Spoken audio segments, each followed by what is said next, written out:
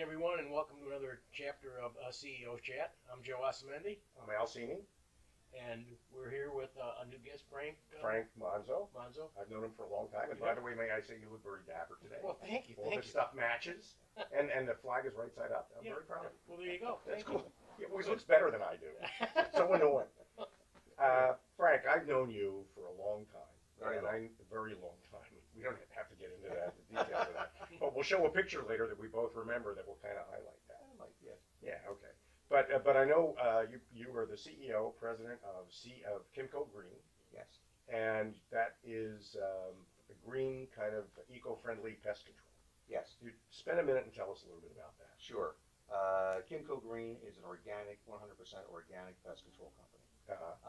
We never use chemicals in any way, shape, or form. Mm-hmm. All of the work that we do, what we can do with organic pest control, we do. So there are some things that I don't feel comfortable using organic pest control because I'm just not sure that it'll work. We're very honest with the public. Mm-hmm. We tell them what it is we can treat and what it is we don't feel comfortable treating for them.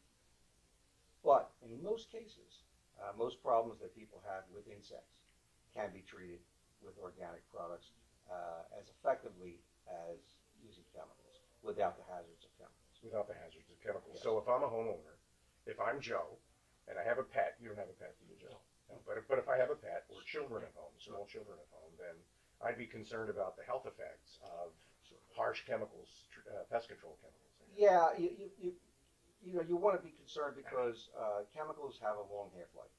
So there's a residual that is a positive when you're treating with chemicals. Obviously, homeowners want to make sure that when they're treating their home and they want to keep the bugs out, that they're going to get some type of a residual effect that's going to last for a couple months, 3 months, maybe get their home treated 4 times a year or whatever. And chemicals will provide that. But by the same token, chemicals will also be there where they're sprayed. So and treated, whether they be outside or inside. You're coming in contact with those things. You're inhaling it. You're absorbing it. It's unfortunately it's in the food that we eat, and then what you're doing is you're taking the most precious thing, your home, where your children are, where your pets are, where you are, and you're putting those products down. And I know because I was in this business since the late part of 1968, and that's what we did back then. For the last 6 years, Kimco Green Pest Control we've made a decision that we would not use chemicals in any way, shape, or form. I have a question for you. Yeah. I have a koi pond. Okay. No, so would you suggest the organic treat those because of that? Yeah, I mean, you wouldn't want to spray it right into the koi pond. I mean, it's still a product that they may have a problem with, although I don't think they would. But most of the products are things that you've heard of. If you're asking a pest control operator what they're using, and they're giving you names that don't make any sense to you, it's like looking on the side of a label and a ice cream, and you see all these ingredients on there. We're using things like cedar, we're using neem, we're using clove, we're using garlic, we're using spearmint, peppermint, rosemary, orange. Everybody's familiar with those things. Got it, great. Those things are nature's pest control products. And so we purchase those products from manufacturers who put them into a form that we're able to apply them in your home and outside of your home. Great. Now, residential applications like Joe and his koi pond, and and somebody at home who might have kids, obviously green would be a value proposition. How about for a commercial customer, like let's say a restaurant? We have commercial customers, and the problem is with commercial customers. Some of the state agencies that regulate these things, believe it or not, want to see when they go in to inspect if there's a problem in that restaurant or food distribution. They want to see who's treating. And in most cases, they are not at the point where they will accept organic pest control as something that will work. So if an individual complains, there's some type of an insect that they've seen in the place, and they go there and they find that they have an organic company, they're going to tell them, look, this is all well and good, but you're going to have to go out and get yourself some chemical treatment. So, really? So we warn the customers that we treat that this is a possibility. We've never had an issue with it, but I try to be upfront with everyone and let them know that they may end up having to get a traditional Show a pest control certification that company. they were. Yeah, that yeah, they traditional may company. have to. I mean, in your homes, of course, it's a totally different thing. And in the places where we are applying these products, they're working well, and Right. and our clients are very happy. So they're effective, and you can Yes. tell us a little bit about that. The Sure. effectiveness is Sure. pests are removed. Well, again, it depends on what we're talking about. If you're having problems with traditional crawling insects, biting insects, especially fleas, ticks, mosquitoes, if it's the normal crawlers that people have problems with, especially in the area where we are right now in South Jersey, ants, crickets, field crickets, Right. cave crickets, Right. very effective. Okay. If you're looking at termites, we haven't really found an organic alternative that'll work well for people with termites. So we just don't do that. You just don't do And we that. tell them, we recommend it. Unfortunately, you're going to have to call a traditional company for that. Okay. There may be some other things. We don't actually kill rodents because we don't use poisons. So we do have products that repel rodents, but that may not be good enough for some people. So once again, we're more of an insect control company. Okay. There's only a handful of us in the whole state of New Jersey. I mean, That's actually, how many altogether? well, that I know of. I'm sure there's more. I'm only aware of 3. Really? Yeah, and that's we're in South Jersey. There's one up in Hoboken, which, as you know, is right outside of New York, Right. and one in Central Jersey. And we kind of all, when we get these, not to use the word organic in a different manner, but when we get these organic phone calls from people who do searches from different areas of New Jersey, and they're out of our area, we recommend the other. You recommend the others? Yeah. Okay, that's Yeah. great. Yeah. Good. We have to take a break right now, Sure. Frank, and we'll be back soon. Thanks, Ryan. We'll talk to you in a bit. Thank you. We have all seen the signs that some pest control companies leave warning about the chemical dangers of their products. And no one wants to take any chances when the health and safety of their family and pets could be at risk.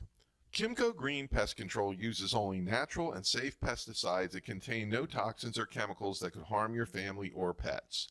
Call Kimco Green or visit us at kimcogreen.com and discover a better way to protect your family without exposing them to dangerous chemicals.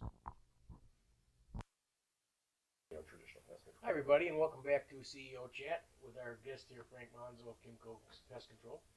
Frank, one of the things I think people will be interested in is bees and yellow jackets and that kind of control. Do you do that, and you deal with these? Could you elaborate a little bit on that for us? Sure. Well, bees, honeybees, bumblebees are really a different set of insects that we do not treat, Okay. and for several reasons. Number one, the population of bees is dwindling in the United States. That's bad. Bees pollinate a lot of the things that we eat, the flowers and the produce and things of that nature. And as we lose bees, we're going to lose food sources. Bees are being killed off because of the amount of chemicals that are being applied to areas where there's crops growing, where there's produce growing, and it's a shame because I know people are afraid of them, and there are some people that are allergic to them, and they have a right to have a fear. But in most cases, bumblebees, as big as they are, and honeybees are not aggressive. Okay. And we not only don't treat for them, organic products will not harm them.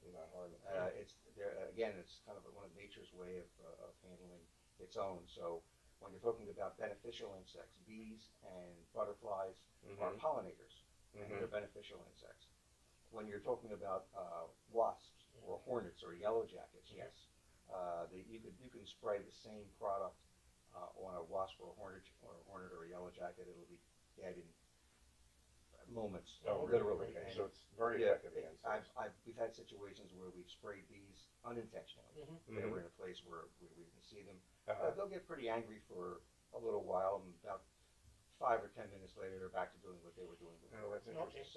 So if people have a problem with bees, we recommend they take a look, check out Google or Bing or one of the search engines. There are companies that will go and remove those bees. Relocate them. And Relocate them without killing them. That's important. That's great.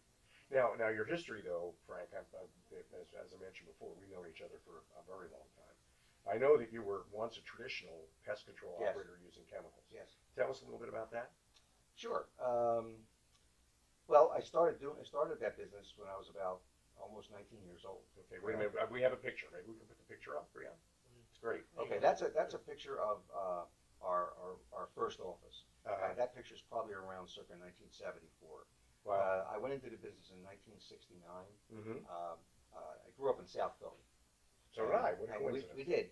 Yeah. And you know, and I was a person who wanted to be a baseball player or a singer. There's a lot of famous singers from South I've heard Philadelphia. of You've heard a few of them. Yeah. And when I realized I had no talent for either of those things, I decided to go into business, and I couldn't wait to do it. Okay. So I opened up a store, a retail store, and I opened up this pest control business, all under the heading of Kimco, or Kimberly Company. Mm-hmm. My daughter's Your name is daughter's Kim. name. Okay. So Kimberly Company was this heading for businesses. Mm-hmm. And back then, with pest control in 1968, there wasn't really a lot of regulation. Right. You read some books, you went out, you purchased product, you got a spray tank, and you were in business. Mm-hmm. I didn't want to do that. I started doing some extension courses at Penn State, learning a little bit more about the insects that we were coming in contact with, learning a little more about the products or chemicals that back then we were using. And that business did grow. And it grew to the point where, as you saw that little photo, we had a little office that was also a retail outlet in 1974. So that's kind of how I got started with it. By the time we did that, we had a couple trucks, we had a few people that were working for us inside the office and also on doing the actual pest control work. And Great. and that's pretty much the story of Kimco. And we kept that going through the early 90s. Mm-hmm. Back around 1985, I went to work for a computer consulting company. I think I remember that. You remember that one? I do. And I was the COO of the computer consulting company. Had less time to spend on the pest control business, but the problem really was that the industry was changing. We were using some really harsh products back then. A lot worse than the traditional pest control companies are using now. Or using now. Yeah, the products back then were organophosphates and carbamates such as diazinon, dagon, chloridine, aldrin, dieldrin, things of that nature, which we took very cavalierly, sprayed them, inhaled them, absorbed them, had them in our trucks, not only putting them in people's houses, but the people who were applying the products were in danger and didn't even know it. And our insurance rates were going up exponentially every year. Mm-hmm. And there were all kinds of exposés being televised. On Really, local that was shows. all happening, and the people Yeah. were doing research on it. Yeah, you saw 60 Minutes in Right. 2020, and you know, I said, this is just something that I don't think I want to deal with, because a customer once called and said that their dog died after we sprayed their home, and you know, I'm an animal You're an lover. I animal. was You're an animal brokenhearted. lover, I know that. I spoke to the veterinarian, and he said the dog was 14. It was just a dog's time. Mm-hmm. But I began to think that could happen, and it may not be. And it may not be. You It know, may not be a natural thing. So we closed. Okay. And about 6 years ago, I decided, you know, at the very young age of 62, that I would go into this business, but did a lot of research and decided to do it 100% organic. Oh, So great. that's kind of the 2-minute history of Kimco. No, that's and how a great history. it became Kimco Green. I don't know, Joe, if you remember doing this when you were a kid, but we used to ride our bikes in the fog behind the Yes. mosquito, Yeah, right, DDT. behind the mosquito truck. Yeah, exactly. And I don't know what that was, but it could have wasn't been good good. for you. It wasn't And DDT or something. there we It were wa- riding yes, our it bikes wasn't in good. that. Yeah. So people are just becoming more aware of the ecosystem that we live in Yes. and how we have to keep it in balance. Yes, our customers are more afraid of the chemicals than they are the insects. Right. And you know, Really? other customers are more afraid of the insects, and, Right. and it's certainly not at a point where most of the companies are green. A lot of the companies are using those words, Mhm. green, natural, organic. Right. They probably aren't, or maybe they're integrating those services in their services. Mm-hmm. You really have to call and you have to ask questions. Right. If you're looking for organic, you have to ask them what they're using. Okay. Really? And that's really what's important. If they're using words that you don't understand or never heard of, or you have to look up, Mm-hmm. it's not green. Then it's It's not not green. green. It's not green. It's something Your else. household words, it Right. basically. That's exactly. Yes. Right. What's a typical treatment like? Let's say, for instance, I have problems with insects. What would run me kind of through the cycle of what I could expect your company to do for me to get rid of them? Sure. So if you live in like in this area in South Jersey, a typical single-family home, you might probably have some grass around your Right. home. You probably have some bushes or trees. We want to treat the outside primarily because all insects come from the outside. In most cases, they're inside accidentally. That's not where they want to be.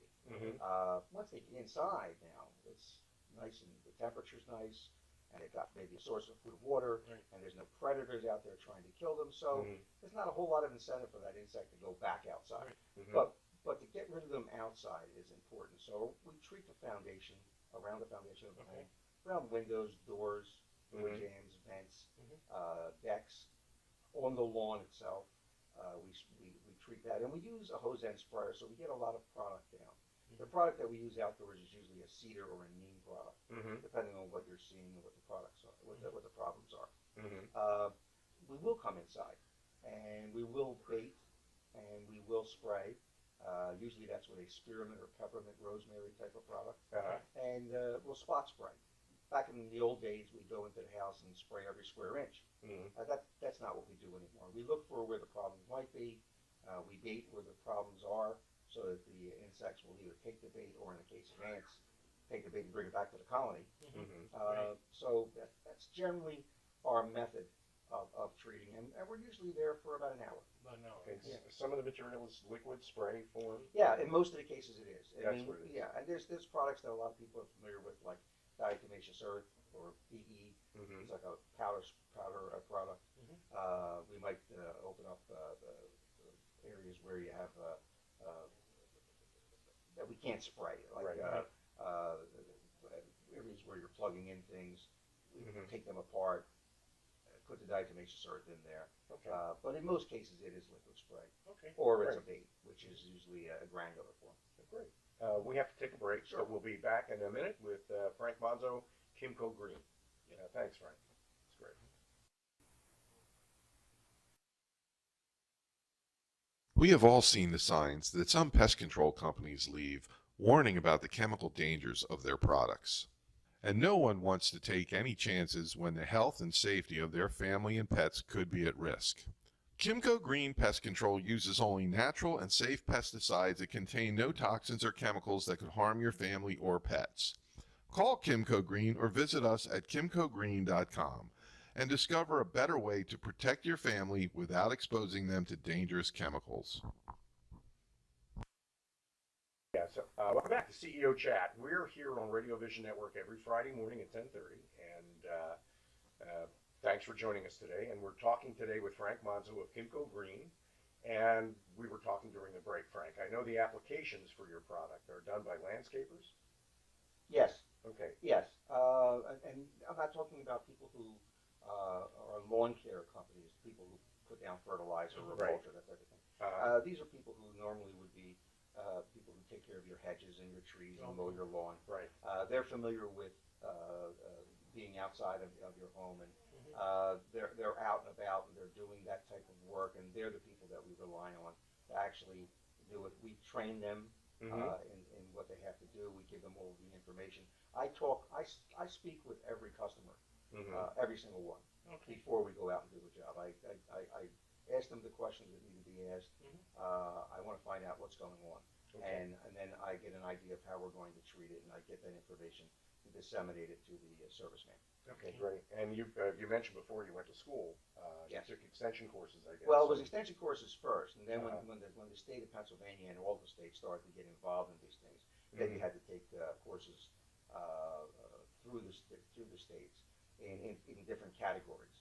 And generally, people in Pennsylvania went to Penn State to take those courses, and they got their testing. And people in Jersey went to Rutgers. Because at the time I was in Pennsylvania and Philadelphia, and I went to Penn State. Well, you mentioned you always talk to every customer extensively before you apply a treatment, and that's because you need to understand the problem that you're being called in to solve before you provide the solution. You want to make sure you provide the right solution. If you were a chemical company, and then you could just spray chemicals everywhere and not have to worry. I think in many cases they could get someone on the phone, and then they wait till the service person gets out there and just explain everything to them. I don't think that you really get much of an explanation as to what's going to happen or how things are being treated. Yeah, I'm sure. But you make sure that's a very important part of your value proposition. You take all that stuff very seriously. Right. And you have a pretty good amount of repeat business. People tend to call you back when they need you, and Yes, we try to get people to agree to getting more than one treatment Like in a a service year. contract? Yeah, it's not Mhm. really, we don't really have anything that we sign, Okay. but I think most people understand that they probably could use 2 or 3 treatments in a year, okay, and that works really well for them. great. Now you mentioned South Jersey. Yes, What's your geography? Where do Yeah. you? Camden County, Burlington County, maybe parts of Gloucester County. Okay. Okay, all right, great. So that 3 county area in South Jersey, Yes. essentially the Philadelphia suburbs in South Yes, Jersey. right outside. That's of the Philly. area that you serve. Exactly. Okay, Yeah. great. And if another thing that we do is people are having problems with biting insects. Okay. We do have a special service for that. Mosquitoes, we use garlic. If they're Okay. ticks or fleas, we use cedar usually.